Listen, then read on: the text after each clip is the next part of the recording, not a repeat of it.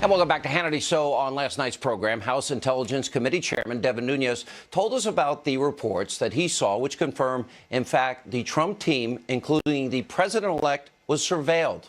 He also told us the intel that he saw indicated that more American names were unmasked, and he was asked about this earlier today. Take a look. In the documents you reviewed, how many names were unmasked? I don't know that yet. So I'm aware of, just so I can be perfectly clear, so there was additional unmasking that was done in the documents that I read the other day. I don't know who asked for them to be unmasked. I just know that there are more. Now, just so you know, I was aware of the unmasking before I read the documents. All right. Also, as we told you last night, Fox's own James Rosen is reporting that, according to his sources, Republican congressional investigators expect a potential, quote, smoking gun that will show the Obama administration spied on the Trump transition team and possibly the president-elect himself. Here with reaction tonight, former spokesman for the U.S. ambassador to the U.N., Rick Grinnell, from the American Center for Law and Justice, Jay Sekulow, and from Circa News. She's been all over this story. Sara Carter is back with us. All right, Sara, let's start with what Devin Nunes said last night, and more importantly, what James Rosen is reporting here. You know, did the Obama administration, is it possible that under the guise of intelligence gathering, that they were actually spying on an incoming president or president-elect, or even before an election, which is something you've been reporting? According to my sources, Sean, that is what they think. And so I think what Devin Nunes said, what the chairman said, is that we're still looking at the reports. We're still trying to see the evidence. Now, remember, this was legally done. And Chairman Nunes made very clear that this was legally done, but it doesn't mean it was right. And under the guise of that legality, was there political espionage? And I think that's what he wants to find out. And the only way we're going to find that out is by knowing who authorized the unmasking of the names, how many names were unmasked, was there a difference between unmasking the people on the Trump campaign and the Trump team with regular American citizens? I mean, if all we see unmasked is Trump campaign and team members, then that's going to definitely be a clue. And Jay, we're talking about a number of things here. Number one, unmasking, revealing names. That shouldn't happen when, in fact, they're surveilling a legitimate target or enemy, if you will, or maybe an ally that they're spying on. Well, they're supposed to minimize that. Then on top of that, then we've got what we know is a crime, which is leaking. Let's talk about the legal side of what is in play here. So this is the overlooked portion, and that is the leak of this information is a violation. It's a felony. You go to jail for up to 5 years per episode. So if there's multiple leaks from the same person, it could be multiple count indictments, which is, by the way, what should be being looked at here. That's why I've been urging the impaneling of a grand jury, and that may be going on for all we know, to engage in the investigation. Now, if this was before that Executive Order 12333, it was a very limited number of people would have had that information. So we know some of it is that.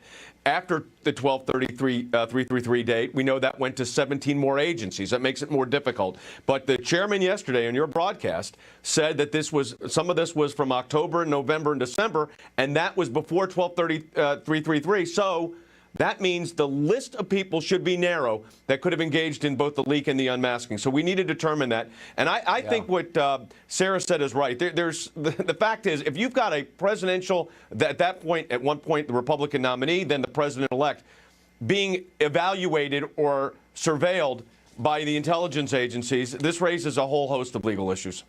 It really does. Rick Grinnell, let's talk about it from the angle of your background and experience and what you see was done wrong here. Look, Sean, I had an intel briefing every day for 8 years. I never got to see raw intelligence. Transcripts and summary of transcripts is really something that's outrageous. That shouldn't have been done. This unintentional sweep that becomes an intentional leak looks to me like a political ploy. It started very early. We know that it started way before the transition started. So I think that there's a very serious political issue. They are claiming, the Obama team is claiming that this is a safe legal issue because they were supposedly trying to listen to foreigners. But within that realm, there could have easily been a political calculation to listen in And then to take those transcripts and the summaries of those transcripts, make sure that those in the NSC and the political people like Ben Rhodes and Susan Rice, make sure that they have them so they can leak them to the reporters, and there you go with more rumors out in there. That's really well said. It's really been a problem. They're pushing rumors Sara, and then saying, let's investigate the rumors.